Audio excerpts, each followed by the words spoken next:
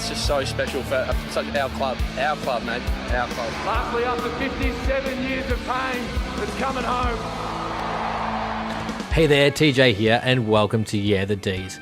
In today's episode, we are going to be reviewing who the Melbourne Demons picked up in the 2021 draft. So in the 2021 draft, we started with draft picks 17, 37, 49, 57, and 94.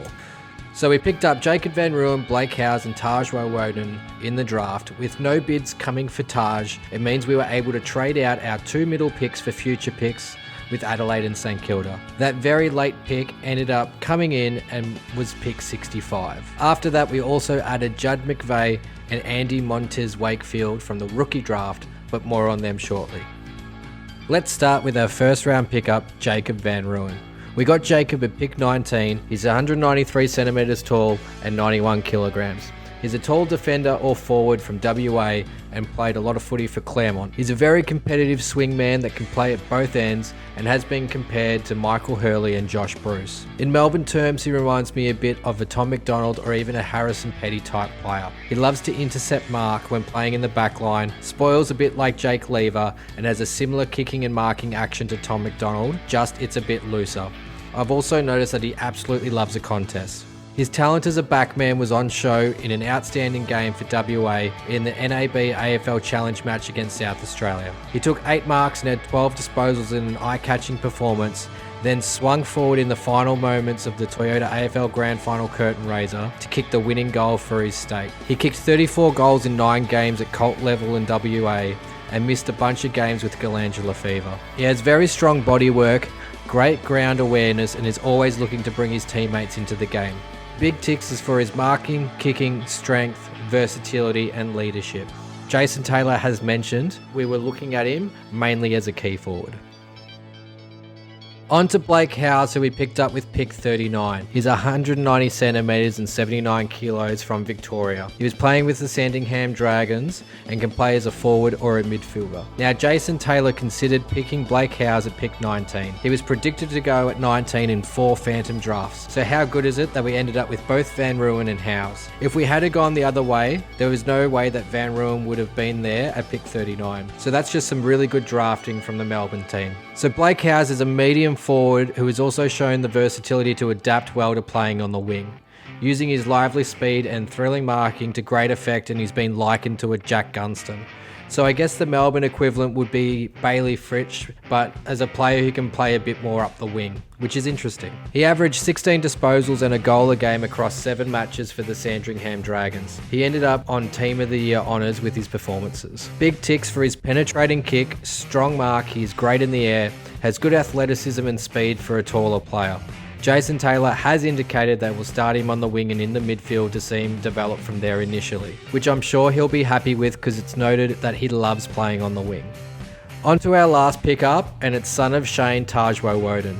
We got him with pick 65, which came in after all the draft picks Collingwood and the Western Bulldogs had to give up for their father-sons. So Taj is obviously the son of the 2000 Brownlow medalist Shane Woden, and he is a medium midfielder who has had an outstanding season at club and representative level. He captained his under-18s team and averaged 23 disposals, 4 clearances and 4 tackles in 15 matches. He also performed very well for Western Australia at under-19 level in 2 games, averaging 19 disposals. He has developed his inside and outside game as a midfielder and booted 9 goals up forward, and then also gained some experience running off half back. He likes playing as an inside midfielder but is open to playing anywhere. He's drawn some comparisons to Geelong's Mitch Duncan, but I just think he's very, very similar to his dad Shane. He tested very well at the Western Australian Draft Combine, notably with his 2.9 seconds over 20 metres, which ranks number 2 nationally. So some people might be wondering if Taj Woden has earned his spot.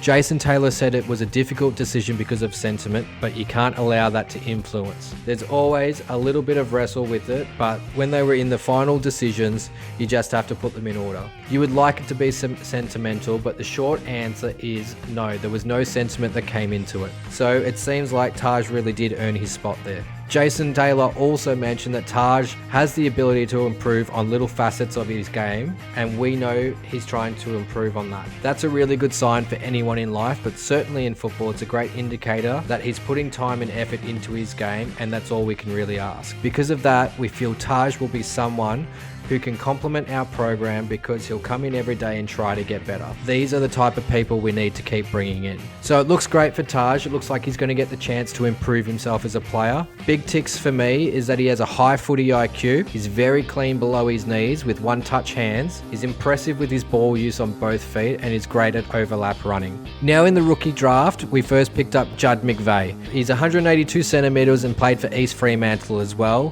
with his good mate Tajwo Woden. He also spent some time playing at Claremont with Jacob Van Ruin. So he's 18 years old and he's known for providing plenty of rebound from defence.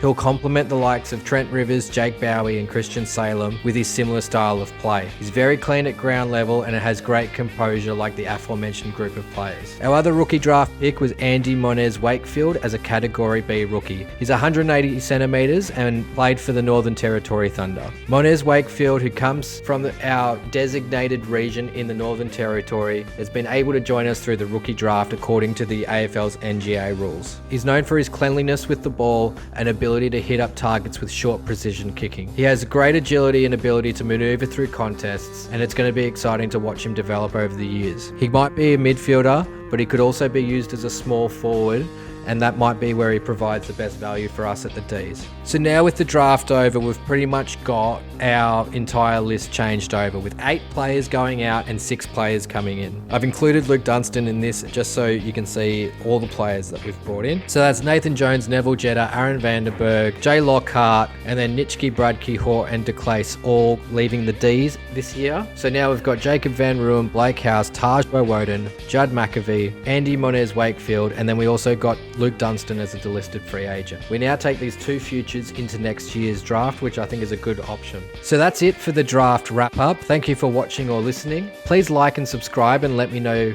your thoughts in the comments below. Go the D's.